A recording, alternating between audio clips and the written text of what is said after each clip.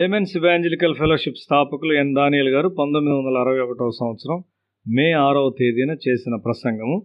ఆదికాండము 22వ అధ్యాయం 3వ వచనం. తెల్లవారినప్పుడు అబ్రహాము లేచి తన గాడిద గంత కట్టి తన పనివారిలో ఇద్దరిని తన కుమారుడు ఇస్సాకును వెంటబెట్టుకుని దహనబలి కొరకు కట్టెలు చీల్చి లేచి దేవుడు తనతో చెప్పిన చోటికి వెళ్ళెను. అబ్రహాం ప్రదర్శించున్న గొప్ప విశ్వాసమును చూచి నేను సాధారణంగా ఆశ్చర్యపడతాను. దేవుడు పిలిచిన తరువాత ఆ విశ్వాసపు స్థాయికి ఎదగడానికి అబ్రహాము 50 సంవత్సరాలు తీసుకున్నాడు. ఒకడు విశ్వాసములో ఎదగవలనని కోరినట్లయితే అతడు విశ్వాసము ద్వారా చాలా మెట్లు ఎక్కవలసి ఉన్నాడు. విశ్వాసము ప్రారంభం అవ్వచ్చు కానీ అది ఎదుగుటకు సమయం తీసుకుంటుంది. అబ్రహాము తీసుకున్న మొదటి మెట్టు తన సొంత ప్రజలను మరియు వారి దేవుళ్లను విడిచిపెట్టుట. మార్పు చెందు సమయాన మనము తీసుకున్న మెట్టు మనకు ఒక పెద్ద మెట్టుగా కనిపించును. అది యవనస్తులకైతే బంధువులను, లోక సంబంధమైన వినోదములను విడిచిపెట్టుట అని అర్థం. అది ఒక గొప్ప మెట్టు. దేవుడు దాన్ని అట్లే చూచును. అయితే నీవు ఎల్లప్పుడూ నీ త్యాగాన్ని గురించి ఆలోచించినట్లయితే నీవు విశ్వాసంలో ఎన్నడూ ఎదగలేవు. నేను నా ఉద్యోగం విడిచిపెట్టి దేవునికి విధేయుడినై ఈ పరిచర్యకు వచ్చినప్పుడు నేను చేసిన దాన్ని గురించి ఆలోచించుచూ ఉండవద్దని దేవుడు నాతో చెప్పాడు. నేను భవిష్యత్తులో ఏమి చేయవలనో కనిపెట్టి ప్రార్థించి ఆలోచించవలసి ఉన్నాను. అబ్రహాము తన దేశమును ప్రజలను విడిచిపెట్టిన తరువాత అనేకమైన ఇతర మెట్లు ఎక్కవలసి ఉన్నాడు. నిన్ను దీవించు వారిని దీవించెదను, నిన్ను శపించు వారిని శపించెదను అను వాగ్దానాన్ని దేవుడు ఆయనకిచ్చాడు. ఇది జరిగిన వెంటనే ఒక క్షామం వచ్చింది. దేవుని సంప్రదించకుండా ఐగుప్తుకు అబ్రహాం వెళ్ళాడు.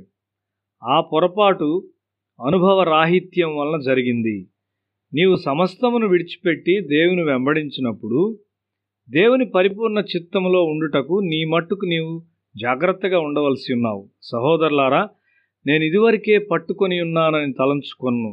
అయితే ఒకటి చేయుచున్నాను, వెనుక ఉన్నవి మరచి ముందున్న వాటి కొరకై వేగిరపడుచు అని ఫిలిప్పీ పత్రిక 3వ అధ్యాయము 13వ వచనంలో పరిశుద్ధులైన పౌలు చెప్పుచున్నాడు. అతడు చేసిన దాన్ని గూర్చి ఆలోచించటం లేదు గాని ఇంకా చేయవలసిన దాన్ని చేయగోరుచున్నాడు.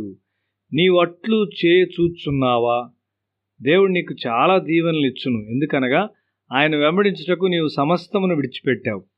ఈ దీవెనలన్నీ కలిగి ఉన్నప్పటికీ అబ్రహాము ఐగుప్తునకు వెళ్ళుట ద్వారా ఒక అవమానకరమైన స్థితిలోనికి తన్ను తాను నడిపించుకున్నాడు. ఈ చెడ్డ పరిస్థితిలోనికి అబ్రహాము తను తాను తీసుకొని వచ్చాడు కానీ దేవుడు ఐగుప్తు రాజును శిక్షించి అతన్ని విడుదల చేశాడు. నీ ఆత్మీయ జీవితంలో తప్పు చేయటం ద్వారా ఇతరుల మీద ప్రభావం చూపగలవు. దేవుని నుండి నీవు పొందుకున్న విశ్వాస సంబంధమైన నీతి నిలుచున్నదై ఉన్నది. నీ శత్రువులు శిక్షించబడతారు.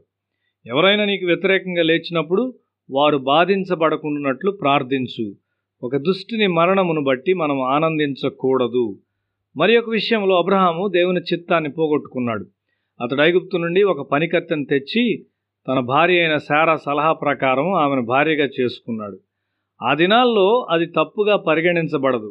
అయితే అది దేవుని చిత్తం కాదు. అది ఇంటిలోనికి భేదాన్ని తెచ్చింది. అతడి ఈ పరిస్థితిని సరిచేయవలసి వచ్చింది. ఇప్పుడు శారా ఆ స్త్రీని ఆమె కుమారుని పంపించి వేయమని బలవంతం చేయుచున్నది. ఈ విషయంలో తన భార్యకు విధేయత చూపమని దేవుడు అబ్రహాముతో చెప్పాడు. అది అతనికి కష్టమే కానీ అతడు దేవునికి విధేయుడయ్యాడు. ఆ తరువాత గొప్ప దీవెన వచ్చింది. అబ్రహాం పొరపాట్లు చేశాడు. అయితే అతడు తప్పు చేశానని గ్రహించాడు. ఆ తప్పుల నుండి లాగబడుచుండగా అతడు దేవునికి విధేయుడయ్యాడు. అతని విశ్వాసం బలమైనదిగా పెరిగింది. మన పొరపాట్లను పరీక్షించుకొనటం మంచిది. దేవుని చిత్తమును చేయుటలో తప్పిన విషయాల కొరకు నేను శ్రమపడుచున్నాను.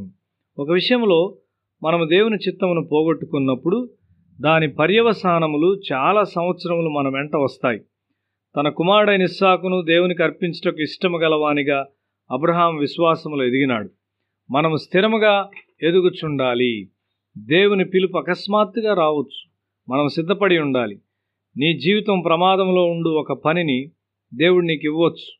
నీవు నమ్మకముగా దేవుని వెంబడించినట్లయితే నీవు పొరపాట్లు చేసినప్పటికీ దేవుడు నిన్ను సరిచేసి విశ్వాసంలో నిన్ను ఉన్నతమైన వాటి కొరకై నడిపిస్తాడు.